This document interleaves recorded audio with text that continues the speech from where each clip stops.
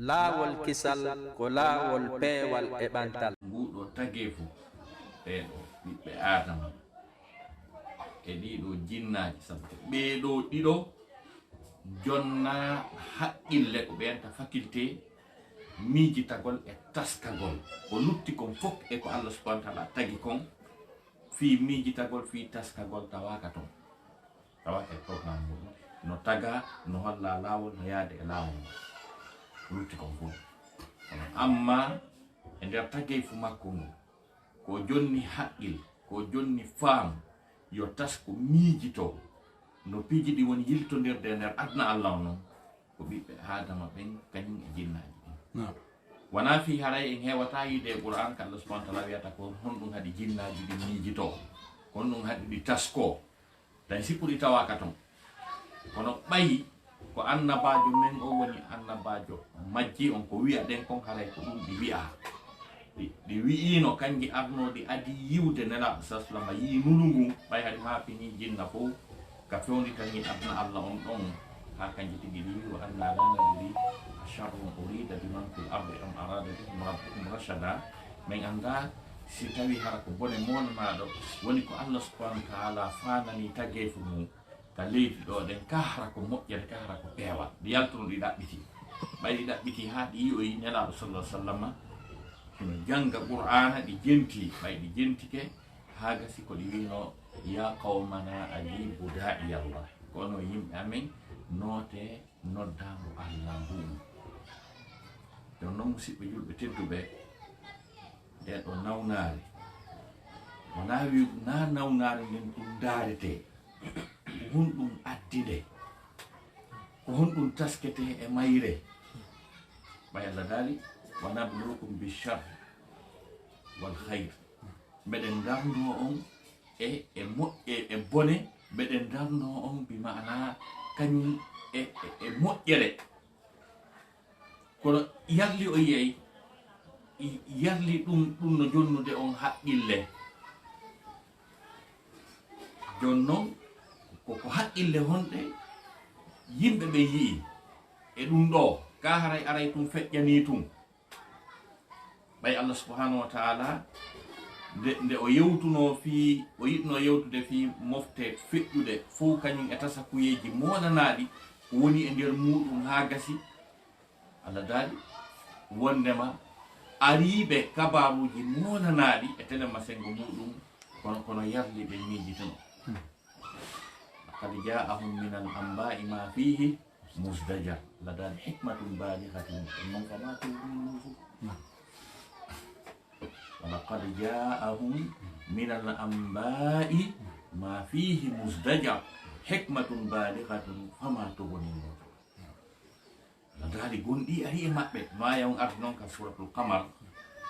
immorte e tasakuyeji monanaɗi, kabaruji monanaɗi, événement ji jani on minal ambayi ɗon mo mari sens ji bus. Nadaali ma fihi musdajar, ɗi woni e muɗum tasakuyeji wajuji monanaɗi, ɗi woni e muɗum tasakuyeji. ɗum ɗon ko introduction suram, ay suram ɗon suratul qamar ƴetta fi annabajo ara ha wiya ko ɗo gasano, ƴetta fi annabajo ar ha wiya ko ɗo gasuno. Introduction noon bi maana ɗum ɗon fof film on ko ɗum Allah subhanahu wa ta'ala wi ɗon iqtarabati sa'atu wa shaqqa al-qamar wa in yaraw ayatan yu'ridu wa yaqulu sihrun mustamir wa kadzabu wa tabawu ahwa'ahum wa kullu amrin mustaqim wa laqad ja'ahum min al-anba'i ma fihi mustajar hikmatun balighatun fama tughni an-nuzur. Dali sekagol ndu lewru ko ɓattagol daragol darngal ngal ko hewtugal makka. Tumande kala ayeje ari e majje ɗe tawata tasakuyeji molanaɗi mandeji hewuɗi ɓena ɗum ko bilew duumingu jokkodirngu. Allah daali darale ari e maɓɓe kabaruji événement ji molanaɗi ɗi woni e muɗum ma fihi musdaja, ɗi woni e muɗum ko yeƴata ɓernde, ko yeƴata wonki jonna hakkil. Allah daali ɗum noon hikmatum balighatun, ɗum ko ñawoje, ɗum ko événement ji, ɗum ko tasakuyeji yottiɗi. Allah daali fama tohoni nungo, kono noon nafaali ndirtinago ngon, nafaali wajum nafaali ɗum Allah subhanahu wa ta'ala ɓangi fama tohoni nungo. nde ɗo nawnare nde ari juhata gonɗinɓe ɓen. Le musulman est toujours mieux informé. Ay hunde ala julɗo tigi tigi janguɗo faami deftere Allah nen, julɗo tigi tigi janguɗo faami qur'anare nen, ay hunde arata ko ngalɗintamo ko jiɓatamo par ce que hara il est informé au préalable. Allah subhanahu wa ta'ala wa nazzalna alayka alkitaba tibyanan likulli shay. Min tippini nde deftere maɗa nde ɓangini kala hunde. Juhata julɗo on nde ɗo nawnare oɗo pandémie. Juhatamo kanko mo anduno aray no wawi arde no wawi wonde, si ari kadi jiɓatamo no jaɓɓora. Hadis mo nene Aisha radiyallahu anha filli wonde mo landino nela sallallahu fi ko wiyete waba ko sifani nela sallallahu maki Aisha ɗum ko lefte ɗe Allah subhanahu wa ta'ala addata ha gasa o lettira heferaɓe ɓen kono ko moƴƴere wonande gonɗinɗo ɓen.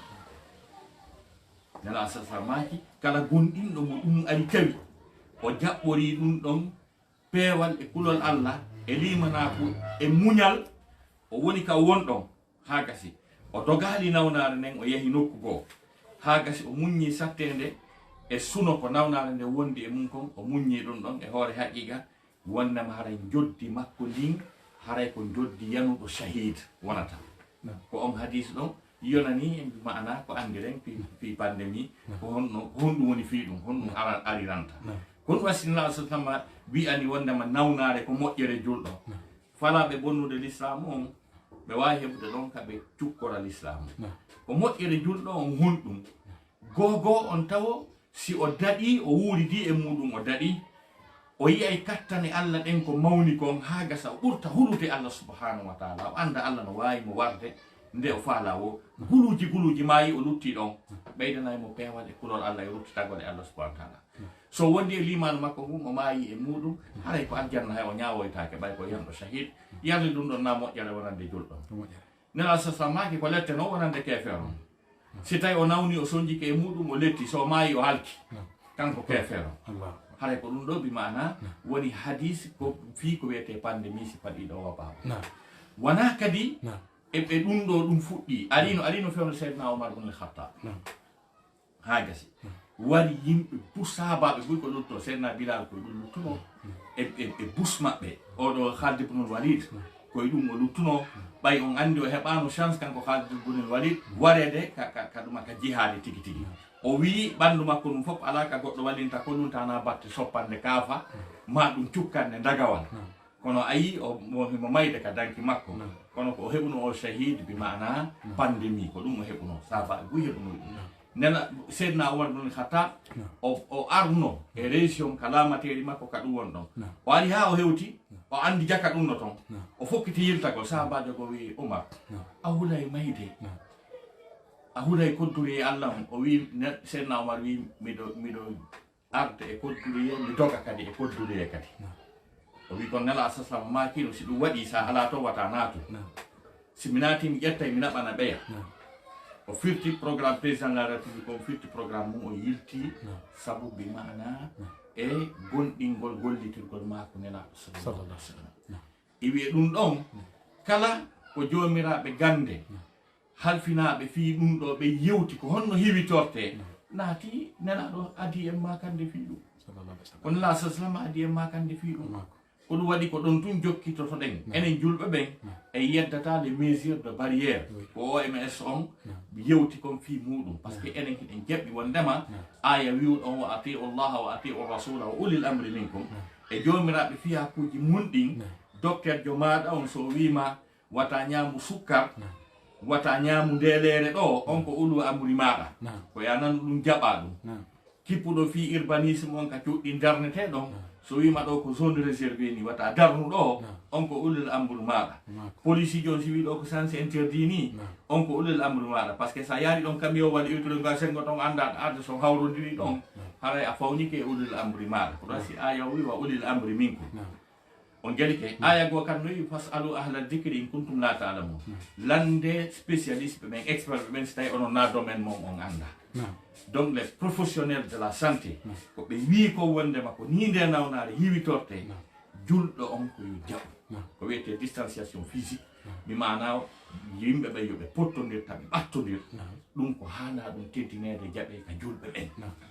wondema watta ɓe moɓodir ɓe busno ko gotum ɗum koye jaɓu ɗum hande no wodi on ɓe giñude makka nafaka waɗɗeraka ni wattitiraka ni yimɓe ɓe gino huli mayde nden ɓuuri Allah ɓe famali ɗum ɗon kadi koye hulugol Allah ngol jeeya hiwitagol fiwata wonki maayu ɗum koye hulugol Allah ngol jeeya noon ɗum ko hana ɗum jaɓede ko julirɗe ɗen soka kon wona niño ligue islamique o ma ardinaɓe dina kam fi muɗum koko hani fi yo wonkiji ɗin daɗu l'islam on no wi ɗa habbirana ɗo julde ha gasa fuɗɗo julde nana hito goɗɗo mo ñawliɗa l'islam on no wi a dogide julde ma ɗon noon ko ñamade si wiyama noon ko mayde simple ñamade wiyama dogu adar ni julde si tawi noon ko mayde ko nawnare mayde haray sifa ɗi piiji fof no dartu donc watti ɗon kañum kadi tasakuye molanaɗo ko yimɓe ɓen taskoto e ɗum ɗo ko wondema Allah subhanahu wa taala o holli adna o saabu o hewti nokkugo e doole adna o hewti nokkugo e doole puissance militaire puissance politique puissance économique puissance technologique ɓe mutike Allah waɗan ɗon darni ɓe tranquille hollinaɓe hay pus Allah holli naaɓe hay pus ko kanko woni naɓude adna on yudabbirul amr ko kanko woni signude fiyake on kanko woni imminde avion wa ko kanko woni wiirindengal ko so jaɓi si ngal wiira ko so jaɓi si usine huɓɓa ko so jaɓi si train doga ko kanko woni doginde train jeɗen ko kanko woni doginde avion jeɗen ko kanko woni marsinde carburant ko kanko jeeyi kanko woni fewjude kanko bajjo seniɗo il est le seul maître ɓawa wi yo daro darike ɗon ɗo ko nde voilà o kadi immoto milliards dollars jomiraɓe doole woni perdude par jour ta kanko bajjo seniɗo o ha jaka o holli mo wawi perdinde ɓe mo wawi wattude américain ndara ɓe torto koɓe ñama ɓay fan ɗo mapa maɓɓe fof naafi nawnare nden joni wata ɓe aroy toragol ko ɓe ñama ko ɗum noon kadi aniniɓe fewn ɗo ɓayɓe mari kamɓe jomiraɓe gande spécialiste ɓe économie waɗoɓe vision yiya wiya ɗum ɗo si yeyi ɗo e nder ɗo ɗum ne kalen toroto ko ñamengol ko ɗum ɗon mapine joni ɓe wakkili yaltugol haysi ɓe nawnayi kono hara programme maɓɓe on daraki téléma sengo ka économie Allah sino faala lañkude o lañde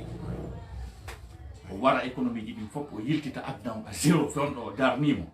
ɓay sa nani a huɓɓini trewal ko so tawi a yeehi ka golle sa nani a ƴoogi pétrole ko sa yeehi ton ko ɓe haalde ko ɓe foti ko resté à la maison wone ka cuuɗi usine ala ɗon batowal ala ɗon aéroport ala ɗon donc haɗa piiji ɗin darike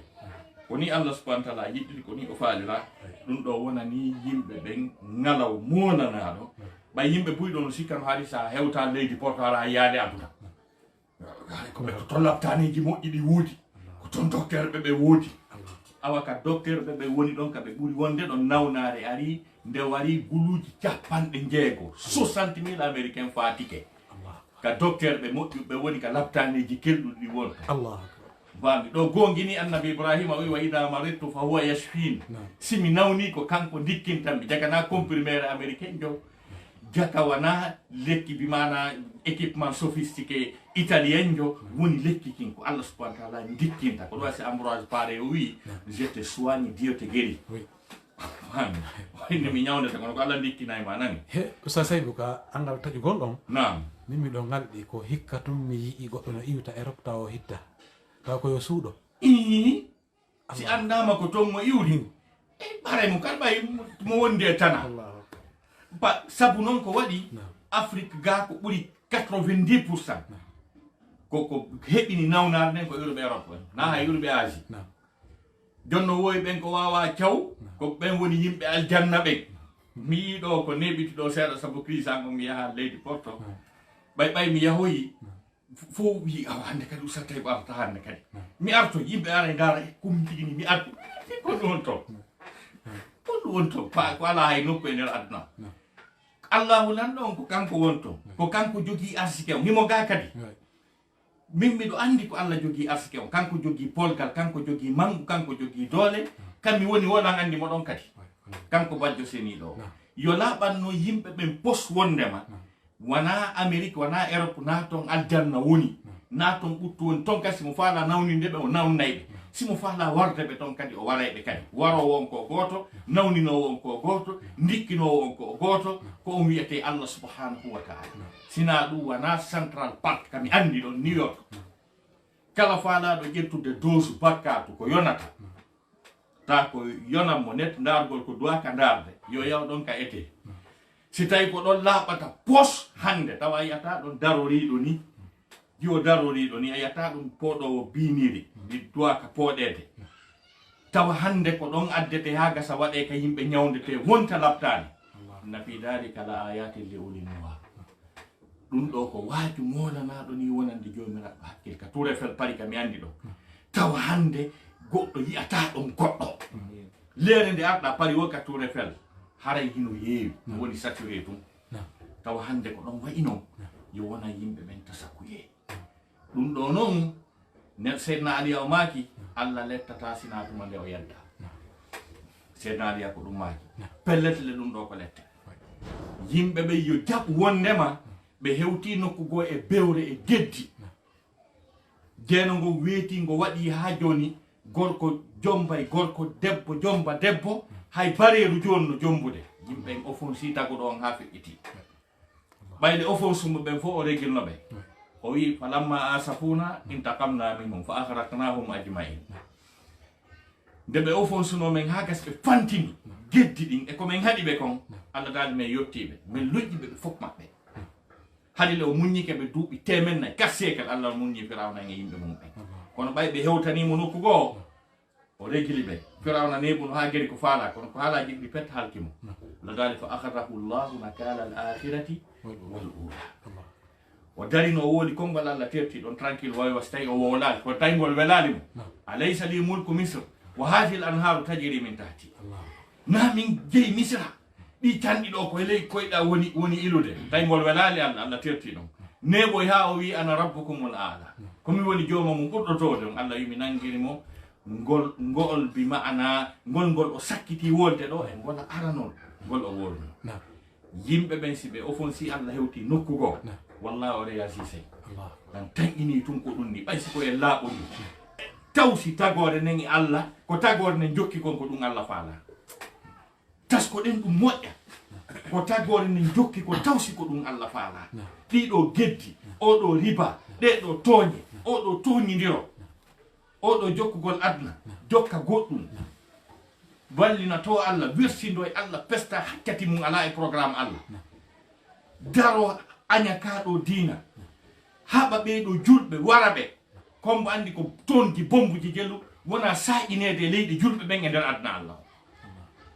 kala Allah non kay yottangol be Allah dari inna Allah yudafi'u 'anil ladina amanu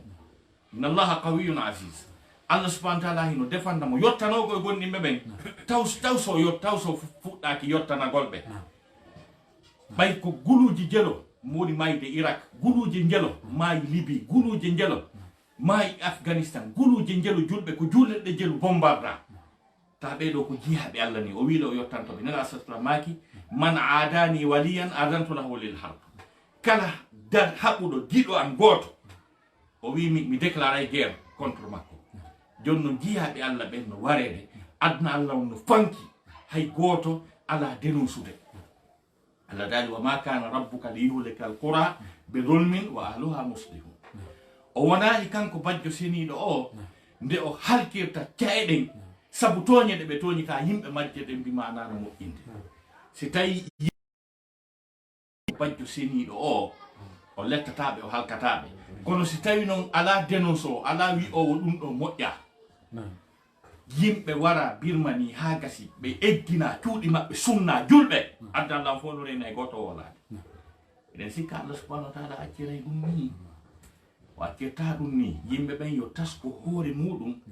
be ndara Allah subhanahu wa ta'ala wana o konto tagge fu mum o halkata yimbe fi be juulani o halkata yimbe fi be horare dum ko kontra si oto yama lahara dum jitte kono non si tawi non be toñi be feññini toñe den ha gasi bay ko Allah halta fi hala ko e jina fo ko wiata si jina feñi ara na fi wandano jokka Allah kono si wada may ken hino da yersinaki problème men minoto fami hadisaje den fo ko wiata si jina feñi wiata jina wadama fami ko si woni e kene tay hersinaki ha gasi mo kala tele masengo kala ka hikkori hino bewde rewɓe no bewde murta ha gasi fayɓe no bewde murta e jungo bemmum waɗa kotani yuppa tuube yara beere jiwɓe no dartade mawɓe muɗum tawa jaɓata okkitirede konguɗi hawneji halkoji adna on tun no wolede ta ɗum hino fanka no waɗa sama kala masalnela asalam maki si wata ko sifade pankareji molanaɗi wonɗi e nder aduna on wawɗi déclenchude ko waɗi ko taguɗo on o fon sama on gueɗike o memminike kono noon si tawi yimɓe ɓen arti e makko emo yaaji yurmede wallahi o naɓay ɗum few o holli aduna on wona centre de recherche wona institut hunde kaari raɗoto virus kullum tosokum kadi ɗi arsenal ji maɓɓe militaire fof maɓɓe kañum e ɗi systéme satellite de surveillance ji maɓɓe fof wawali détectude kullum kon anda kon naatino o naatay kunde o faala tawa kala koɓe jogui kon fof e arsenal ji surveillance satellitaire ji e ɗuma fof muɗum on faami ɓe wawata yi'ude ɗum ɗo aray naata waɗa ko faala kon hakke ma ko virus mum kon fanɗi ko yiyama o e microscope électronique kadi ko wawiten eɓɓude fiyen haqqille ɗe yo jaaɓu ko gabbum foññe señdete pecce wulure ko gotu wata wonde kon covid 19 kon ko wonɗo yiide ko kon ɗo woni lañtude aduna on ha gasa ari ɗo haalanɗo maɓɓe gomi mala innitude o wi wondema que notre pays est en guerre contre un ennemi invisible, insaisissable. Donc il a déclaré sa défaite. Ça veut dire qu'il gagne. Ayi atamo, awa atamo nangote. O frappete à tout moment. Tawa ko pihum ko kunni. Hande yimɓe bewaynoɓe ha gasa. Yedda bewa. Wiya ma yalta, ma voyage, ma yaha plage, ma ɗumanno. Goɗɗo wata wiide mi yata plage. Goɗɗo wata wiide mi voyageata. Goɗɗo wata lan contrôle de ko min andi fi hoore an a kullum ari wi ka suudu heƴu ɗo kullum ari wi awa joni a yaltata ɗo heƴu ɗon joni dariɗo accitiri ni ɓandu mum ha gasi kullum ari wi hijab joni o faami jakka yo jakka ko ɗum Allah subhanahu wa ta'ala wi ko simo falasi o yedde ko simo falasi o yedde leyɗe bus wiwnoɗe yennaynoɗe hijab e ɗuma wi joni Allah ala ɓorne ɓe joni ɓe wi ɗum jaka yo Allah subhanahu wa ta'ala no wawma waɗinde ko faala ko ɓay a yeddi Allah wo a jeeni wo a bewi wo ko sa wawi ƴawde avion wal ha gasa tippoɗa yaha yedda Allah ka falɗa mo yeddude ɗon so darni noon avion je fop ha gasi o wi ka cuuɗi hara jaka ko ɗum wawɗa jon noon ɓayɗa andi hiɗa wawa jaɓu wawede jaɓu wawi mawɓe amen go makuno wo sa nangodiri e mo anduɗa ɗa felliti o liɓete wo so tonima dow daran hoorema ka wallinere ma ɗum ta acci o piita kaw faala o ko waɗi ustad Sayiba haray fayda mo taskitike hande son tini hande hay woɓɓe ala salmodire na feere me gorko e debbo salmodir hande mino marno gorejo e leyɗe telen ton o wino kanko ka gollata ɗon ko ma o waɗa biiju ma waɗa biise o goldata ɓe oye kono noon o gueɗata minimo koyo accir fi Allah hande ari ko accina hande hay worɓe ala wadde biise na ɗum feere worɓe rewɓe hande ko wonno kon hanki wona norme hande ko ɗum woni norme waɗugol masque buumo woɗɗodirgol angal jillodirgol hari en ɓeyna islam on kañum no wi no aybini sonnaɓe woɓɓe naɓe tumudi nokku gotum hande fayda ko distanciation sociale goto kala ko woni ka mum goto kala ko woni ka sengo mum hara jillodiraka en andi jaka o wawɗo o taguɗo o no wawi tagge fa makko ngo koko o muuyi wo so wimo yeddede ko ɓaymo jaɓɓude yeddede somo falano o jaɓatano donc haray ko ɗum haray darane en ka daroɗen go sengo ɗo haren e toɓɓere men ɗimmere nden ɓay tan onno yawde seeɗa non woniri donc ko noon hollirɗe wondema allahu lanɗon subhanahu wa ta'ala si o yeddama imo letta Allah daali qul huwa alqadiru ala an yab'atha alaykum adaban min fawqikum aw min tahti arjulikum aw yalbisakum shi'a ويذوق بعضكم بأس بعض انظر كيف نصرف الآيات لعلهم يفقهون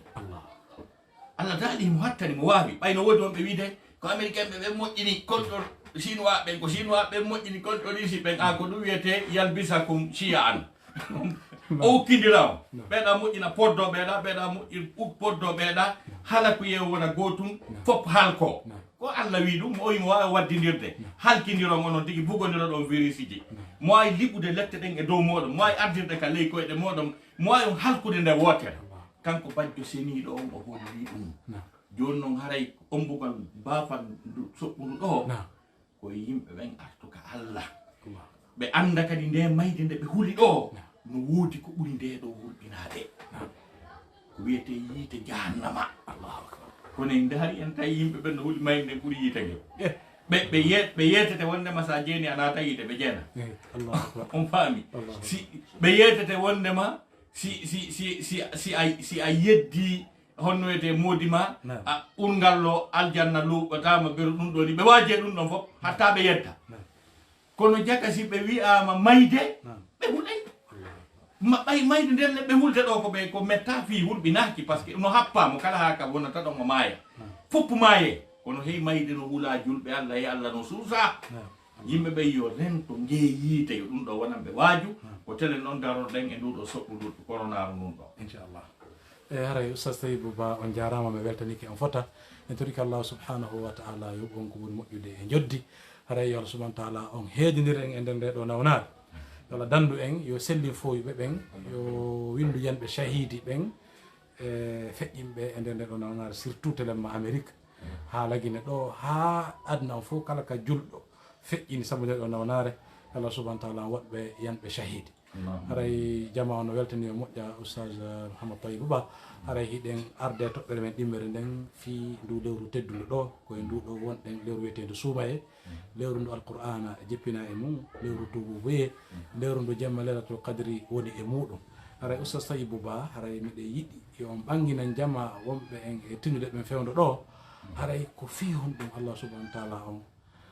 waɗɗiniri ka ɗo korka yani ka korka ko fiituye en heɓu heege ko fiituye en ɗonɗe kano woodi hunde suuɗinde nder ton ko Allah subhanahu wa ta'ala farliri ka ɗo korka haray ko ngal ɗon landal woni ko jama on landi on haray heɓe yiɗi yo on jabano en ngal embere minitaji ko Allah subhanahu wa ta'ala on okki o woyi mum haray Oustaz Chérif aya farluɗo horugol ndulewol suumaye suuɗali ɗum ko landi ɗon ɗon ko so ngati ka sorte Bakara aya 163 Allah subhanahu wa ta'ala dali ya ayyuhalladhina amanu kutiba alaykumus siyamu kama kutiba alal ladina min qablikum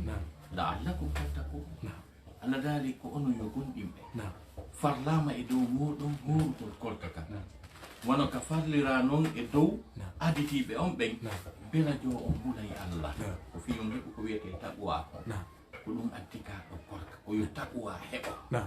on geli ke ko ɗum waɗi so wi o ley toon son jokki série aya gueɗen o yuridu llahu bikumul yusra wala yuridu bikumul usra Allah subhanahu wa ta'ala ko fandani on ko newende do fi o wiita on ñaamu fi o wiita on yaru na to fi sattinangol on ko newende o falani on kanko Allah subhanahu wa ta'ala bajjo seni ɗon o fananaki on sattede kono ko taqwa ko kulol Allah Allah subhanahu wa ta'ala falana en ko ɗum waɗi so farli ka ɗo korka ko ɗum ɗo woni sabu muɗum ko ɗum Allah subhanahu wa ta'ala farliri ka ɗo korka ko fi yo taqwa yo kulol Allah heɓo sen daari noon korka kan en tawa hika mufti piiji ɗi kulol Allah heɓoto e muɗum gogo on tawo andugol oɗo nema mo oɗo ñamata mo oɗo yarata ko Allahu lanɗon subhanahu wa ta'ala woni ko woni mo addande o yetta on nema ɗon o yetta Allah subhanahu to inna la sallallahu ko saban ɓe maki kala sadaka ko ittete ko ɓuri moƴƴude ko Allah yiɗi ko ɓuri baraji ko ñamete defaɗo ha ɓendi am mo constater ji mum fof heewi ñameteji aweno kono si woni tawi woni barɗe tati a yi'aɗi ñamete mo okkima ɗon saku maaro ta ko ma yiite ɗaɓɓe ɗumanne une si hetta ɗum ɗon a anday ɗon nafoore ñamete ɓenduɗo mo rasul sallallahu alaihi wasallam maaki neɗɗo goo nawnuno nawnare ha gastay ko marɗo jawdi milliardaire jo o naɓa e nokku goo ha gastay fof ha gon kupi ɓe addanimo gaz ko fof oxygéne o foofiri oxygéne on ɗon ɗen 30 minutes ha gasi ha fofango Allah ngon artoyi on sa o heji ɓeydi wondemo fofango ngon arti joni o daɗi yo yaw ɓe addanimo facture mo $500 o fesi o wulli ɓen ko mbuɗɗin ɗuuɗi o wulli moƴƴano ɓenni na mbuɗɗin ɗuuɗi ɗum ko fusni woko ko Allah jaɓiti fofango makko ngon beru 30 minutes 30 minutes mi yoɓinama $500 bimi taga mi heeɓi duuɓi capanɗe jeɗɗi on facture ɗon si aro yi ko jelumi yoɓoyta ko jelumi yoɓayta on facture si aro yi mi heeɓi duuɓi capanɗe jeɗɗi miɗo fofude oxygéne Allah on Allah jatti ɗum ɗon ber 30 minutes onon ko okkuɗon mi ko mon kon wi on $500 si Allah dalina facture mo 70 ans duuɓi capanɗe jeɗɗi kono mi guerdata ɗum o inni le Allah wiile o landitoto hetta tumma la tusaluna yawma idin anina o landitete on jonnita ɗi fof so rewali Allah ber ko fofu ɗon kon fof ñande dalngal o yoɓay ber ko gite monɗe yi kon fof o yoɓay ber ko ɗan ɗon kon fof o yoɓay summa la tusaluna yawma idin anina ɗum ɗon ko sengo go e taqwa ko taskete e hoore konko ko tawata hino ñamete on kono a mematama ha gasa si iwti ɗon kañum kadi ko jiyaɗo on ko bi maana ko kulol Allah ruuhu yankewol wongol heyɗitude hakkude makko e tagoɗo mo sabu hay goto haɓɓaka fi wuuro mo kala no wawi suuɗade ñaama mo kala no wawi suuɗade yara ko jaɓɓinimo kon ha gasi o haɓɓaka o forsaka o jaɓi o waɗi dewal ngal ɗum hino ɓeyda kulol Allah e makko e anditugol kadi wondema jaka no woodi yimɓe ɓe heɓata ko ñaama en hey ko ɗon ka muusi kon hey ko heege muusi kon ɗum hino notta goɗɗo e on kulol Allah o taqwa mo aya o wiiɗon hino adda kadi weldigal e huwodiral hakkude jeyaɓe julɓe ɓen ha gasi o zakatul fitre ko ittoyte e o muuɗo kala mo jonnuɗa ɗum o yejitantama ɗum aduna ɗum ko économie molanaɗo expert jo algérien jo a microéconomie julɗo o wanno ɗo séminaire ha gasi o janno en ɗum ko milliard ji ɗum woni yaltinde algérie yaltina yimɓe pauvreté e tampere adda ɓe hectare ɗum ɗon fof hino e nder mi maana kulol Allah ngol e nder nduɗo lewru suumaye teddude e anditugol no makirɗon no wondema nde ɗo alqur'anare teddude koye nder nduɗo lewru suumaye woni ko tippi Allah daari chahru ramadan allazi unsila fihi alqur'an ndu lewru suumaye ndu qur'ana on tippina e muɗum tawino hudal linnasi wa bayyinatin min alhuda wal furqan ɗum ɗo kañum kadi e o jemma wonɗo gundowo aduna on jemma wiyeteɗo jemma laylatul qadri ko o woni gundo univers o gundo aduna ko on jemma ɗo ko ɗum wasi qur'ana wi inna anzalnahu fi laylatil qadr min tippini nde qur'anare e jemma kodduriye woɓɓoɓɓe go fira ɗum qadri on no ƴetta mawnugol e teddugol fiyake jemma o qadre on hino ƴetta kodduriyeji ɗi Allah subhanahu wa ta'ala desidata e nder on jemma ɗon ko ɗon si porte français ɓe wiyamo la nuit du décret ko jemma mo Allah subhanahu wa ta'ala jonnata décret ji kala gundo adna Allah fof torinoɓe ɓiɗɗo si heɓoto koye on jemma ɗon signate torinoɓe galle si heɓoto faalaɓe laamu ko on jomma ɗon si plan d' action annuel waɗo on ɗon fof e nder hitande nden ko ɗon décidete Allah daali fiha yufrahu kullu amrin hakim koye nder on jemma ɗon nden nangal piiji fiyakuji ɗin fof senditete ɗi fensite ha gasa malaika ɓen tippoday ɗi décision ji tanazzalul malaikatu warruhu fiha bi isni rabbihim min kulli amr malaika ɓen hino tippo e on jemma wonde seydna jibril immode e yamara yo jomana ɓe arda e décision ji ɗin fof min kulli amr dal salamun hiya hatta matla el fajr ay hiya hadihi leydi salam hatta matla el fajr mana jemma on ko kisal ha bi mana ha fajiri on feera e tawde ko yurmede Allah subhanahu wa ta'ala ko waɗani ɗeɗo mofte nelaɗo sallallahu alaihi wa sallam ɗeya mofte wuuri duuɓi temeɗɗe guluji no rewde Allah subhanahu wa ta'ala ɗeɗo mofte kañum he ɓurnaali duuɓi temeɗɗiɗi e taarika neleede nelaɗo sallallahu alaihi wa sallama biɓe nela ha hewti ɗo heɓaki neɗɗo goto wurɗo duuɓi temettete nder ngol tan jonnon goɗɗo ɓiɗɗo mum mayduno duuɓi temeɗɗe joyi ha gasi nen makko kirbiti wulli wi ɓiɗɗo makko rammi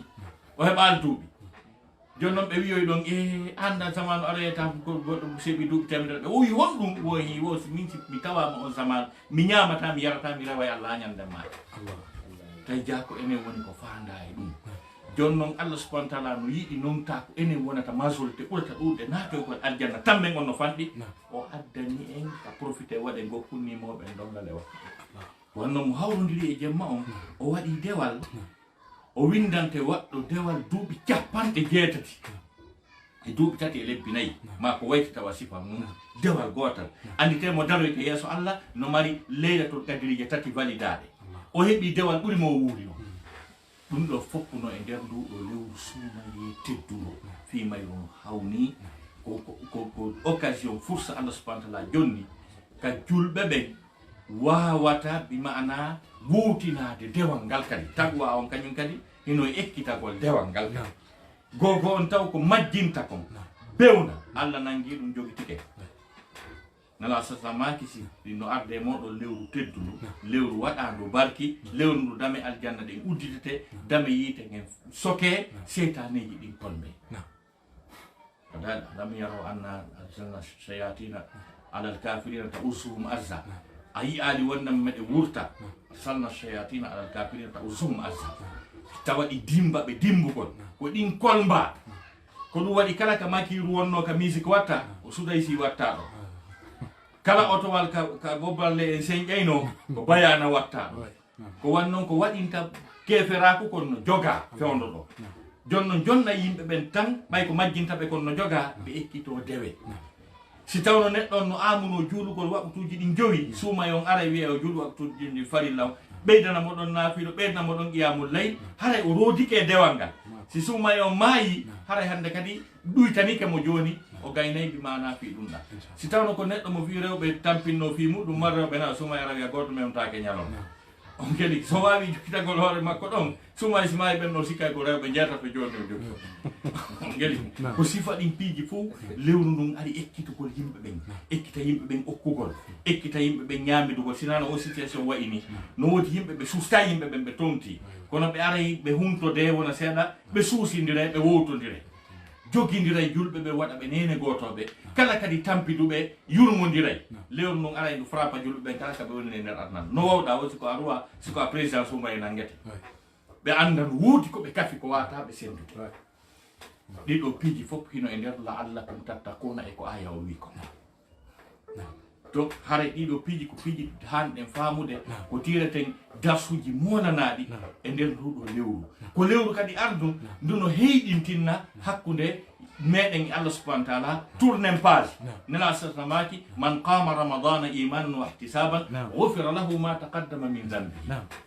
kala ñinnuɗo nduɗo lewru suumaye e dow gonɗinal e dow anni e heɓugol moƴƴere e baraji yafantemo dennangal bakkatuji makko ɗin joni noon ko Allah no wiide ko feƴƴi bakkatu fof montama laaɓi pos joni fuɗɗite ɗen kadi keesuje baraji yalti heyɗintinne kadi in tournal ngo fuɗɗo hakkude jiihaɗo ni Allah subhanahu wa ta'ala o rowtilo bakkatuji ɗin o hayfa ha gasa o wonta e ligne Allah on subhanahu wa ta'ala ɗum noon fof kadi woni ko addi nduɗo lewru sachet Oustaz Saybou Mody on jarama min heeɓi nafooreji buyi fi farlegol ndu lewru teddundu ɗo du lewru suumaye haray Oustaz Saybou Ba haray ko honɗum marɗon ko maka no jama on wuuruɓe ha ndu lewru ɗo tawi ɓe lewru ndu ndu tawata ko lewru ɓurndu teddude lebbi Allah ɗin lewru ndu tawata moƴƴereji ɗin farillaji ɗin ko sowidirteɗi lewru ndu tawata Allah subhanahu wa ta'ala no make ɗon noon o dumbay seytaneji ɗin dambuɗe aljana ɗen fof hino uddita dambuɗe yeti ɗen fof hino ferma haray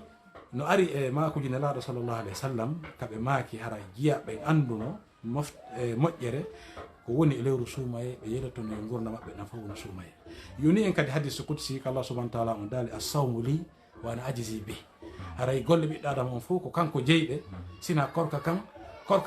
ko min jeyka ko mi woni ko yoɓataka haray ko honɗum woni ɗon ko wasiyon ɗon jama on Allah arsike e ndu lewru ɗo ndu tawi en anda si tawi e wuuray ha aroro ndu tawoya en haray ko honɗum wasiɗen jama on ɗo yoɓe wakkilo yoɓe hittin e ndu lewru ɗo wasitay ko duɗon suumayeru to woni koɓe horata ɗo ko wiyeten gogo on tawɓe Allah tawni lewru ndu yoɓe yetto Allah ko chance mo wonanaɗo guluji million ji yimɓe maayi iwi ɓi mana rowani ha hikka Allah accima ɗo an e dolle ma bakkatuji profitu rowtiroɗaɗi Naam. ha gasa Naam. rowtiroɗaɗi hunɗum Naam. dewe Naam. janngugol qur'ana harfere wotere ko baraji sappo siko e nduɗo ɗum ko guluji baraji ɓaynela sasla maki e way hadis ɗa se mo seeɗa ɓe maki julde nafilo e mayre ko farilla yoɓete Naam. julde farilla no yoɓe iwi jeeɗɗi ha yeeso sa ari tun ka juulidarɗe ɗiɗi nafilo a jooɗi ka windante baraji julɗo fana o Naam. sa juuli fana o windeɗa baraji julɗo fanaji jeɗɗi no wawde gulu jeɗɗi milliard jeɗɗi no wawi wonde on fana ɗon tigi tigi mo julɗa ɗon tagoɗo o winde aljanna joni noon on tigi duumo janngugol qur'an e jantagol inde allah subhanahu wa ta'ala e fontugol sookewo okka sabu hande jama on no ɓitti hande yimɓe ɓen no wi'a ka cuuɗi ɓe ala addanede ñamete ɓe ala addanede jaram ɓe ala addanede hay hunde yo wi'a ɗon ka cuuɗi ɓe faato ɗum no nande wigol waɗeɗo mayon ɗon nokkeɗi go o gelike woni ka cuuɗi mayon ton on gelike joni noon ɓe allah yanñani ɓen fewnɗo ko occasion molanaɗo moɓugol baraji ka nene aicha maki nela sasrama ko dokko kono ko ɓurayno okkude koye nder ndu lewru suumayɗo yo marɓe ɓe yanñu sokeje ɗen ɗaɓɓita miskimɓe ɓen addana ɓe maaro addana ɓe nebban addana ɓe ɓira sukka ko ɓe wallitora e nduɗo lewru suumaye ɗum no jonna baraji usa no jonna baraji o tara wi naafa fi kala wi'aka ta naafe ka juulirɗe naafan hoore ma naafan hoore ma an ton si tawi ko a yette jallojo ɓuɗo wallawɗo ni fiji yalti tawi no huula awata ɓengol woɓe wiɗo fabela yoyi ko min tunge ɓullo wallahu ɓe wawi no yaltude gandi Allah no cheikhana to julde nden si faati on heɓike haysi ko aya goto ɓeydi ɗon yoni julde haysi ko summa nasara tun heeɓi ɓe mantoɗo moƴƴa koye ɓe wiide ɓe musidɓe yetta jalloɓe ɓen yoɓe hunde nasara man faɓi ayi ala e rabbi ko matu kadde mum yo jama on naafu yo jama on naafu so fewdeje ka balɗe sappo sakkitiɗen kadi yoɓe waɗu qiyamul layli ɓe ɓimmuɓe daro ɓe heɓa darɗe jeetati bel ko ɓe wawi o siko ɓe fontu deftere nden ɓe jangga siko ɓe hunju bel ko ɓe wawi ko ɓuranayi faqra o ma tayassara min alquran jange ko newani on kon e muɗum allah no anduno law fo hunjotako ne ko non nde waɗa hunjagol o landuɗo cheikh ibrahima mba en goy nde wela hunjago programme maɓɓe ɗo baɗɗe salleje inchallah donc haray ko ɗum ɗon fof wasiɓe yimɓe ɓen koɓe profite e nduɗo lewru ɓe yanña sokeje ɗen ɓe okka ɓe janto inde allah nden subahana taala ɓe wulla e makko wallahi si adnallah o fof nanani en ko wonɗe wolde ɗo ko adnallah o nanani en ko wonɗe wolde ɗo kom fof jonnodiri juuɗe wimen wulla e allah wallahi covid 19 yahay inchallah ko waɗi noon allah lanɗo on o holli e qur'an wondema si tawi piiji goo no jokka o wi o raɗɗoto lette ɗen ɗe yahay allah subahana taala no accirno e piiji ɗiɗi o dandata e lette mo accirno e nelaɗo sallallah alih w sallam on o yeehi mo acciri en astahfirullah allah taali wa ma kana allahu li yu'adibahum wa anta fihim wa ma kana allahu mu'adibahum wa hum yastahfirun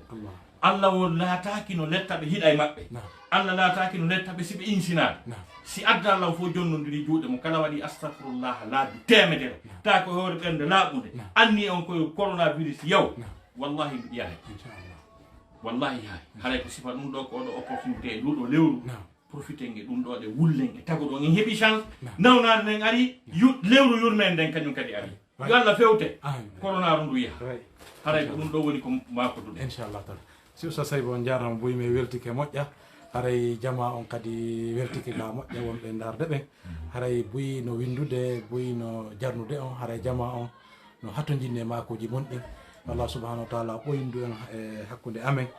o ɓeydana on gandal ngal o ɓeydana on cellal ngal o okkora baben en kadi cellal inchallahu taala haray si tawi no woodi mako sakkitoro o ɓeyda noon kadi jama on haray no e sokeji mum oustaz Saybou haray do'odiren hande haray e mari kadi rendez-vous yontere hande si allah jaɓi e nder lewru suumayendu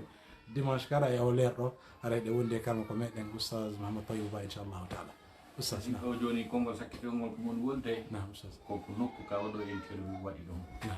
mi wallinilam ɓerde nden kono wallini ɓerde nden ko ɗo wonno appartement yummano allah ɗo wonno alhamdulillah ka maɓɓini wasallah tahamdulilah alhamdulillah e kipnonayi ɗum payi ko fimi janngo fimi jokku peewal alhamdulillah laspandala hoddiri wayiri ni allah ƴettitiɓe alhamdulillah mi waɗi interview joni o kel bus mi waɗi interview ka studio Boston blog ɗo ɓami nder Boston on gelki e nokkeli buy kono mi waɗali interview ka ɓernande waali de deeƴi ha hewti komi waɗi interview ka appartement yummaga wuuro tigi tigi ɗum ɗo haray mi weltinimmi haray miɗo toro jama on fof ɓe wattitoyam min toro Allah subhanahu wa taala yo Allah lan ɗo yurminɓe ka beele bom maɓɓe asika ɓe ɓuuɓeno e kisiye e annora mi dédiyi kadi baraji ko heeɓi ɗo ko fof e maɓɓe kamɓe hajja en haray ɗum ɗo interview mo welilan ka waɗi ɗo appartement maɓɓe tigi tigi yummano ɗo wonno ka maɓɓe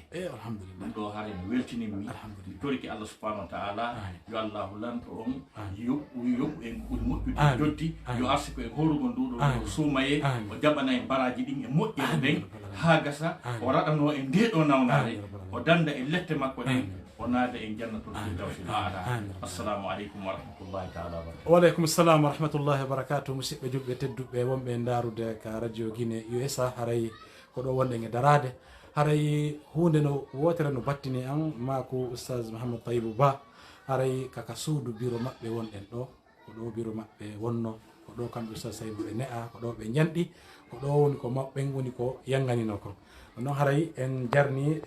dendanagal wonɓen e darde ɓen haray oustaz Taibou ɓe maki fondo maɓɓe on hino deeƴi hino waali saabu ka interview waɗi ɗo hara inchallahu taala en hommiray duwa on duwanagol bureau maɓɓe e duwanagol dendanangal faatiɓe julɓe ɓe. اللهم اغفر لها وارحمها اللهم اغفر لها وارحمها اللهم اغفر لها وارحمها واعف عنها وعافيها اللهم اكرم نزلها اللهم اوسع مدخلها اللهم اغسلها بالماء والثلج والبرد اللهم نقها من الذنوب والخطايا والاثام كما ينقى الثوب الابيض من الدنس اللهم ابدلها دارا خيرا من دارها واهلا خيرا من اهلها اللهم لا تفتنا بعدها ولا تحرمنا اجرها برحمتك يا ارحم الراحمين اللهم اغفر لجميع موتى المسلمين الذين شهدوا لك بالوحدانيه ولنبيك بالرساله وماتوا على ذلك اللهم اغفر لهم وارحمهم واعف عنهم وعافيهم برحمتك يا ارحم الراحمين وارحمنا اللهم اذا سرنا الى ما صاروا اليه وارحمنا اللهم اذا سرنا الى ما صاروا اليه برحمتك يا ارحم الراحمين اللهم انا نعوذ بك من زوال نعمتك وتحول عافيتك وفجاءة نقمتك ومن جميع سخطك برحمتك يا ارحم الراحمين اللهم تقبل منا الصيام والقيام وسائر الاعمال برحمتك يا ارحم الراحمين اللهم كن لنا معينا ونصيرا وظهيرا برحمتك يا ارحم الراحمين اللهم انا نعوذ بك من البرص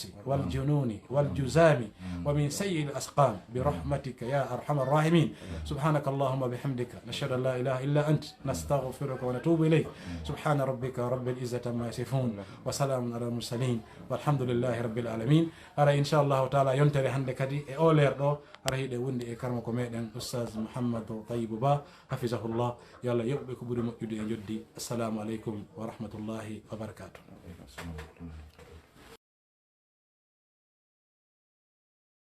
laawol kisal ko laawol peewal e ɓantal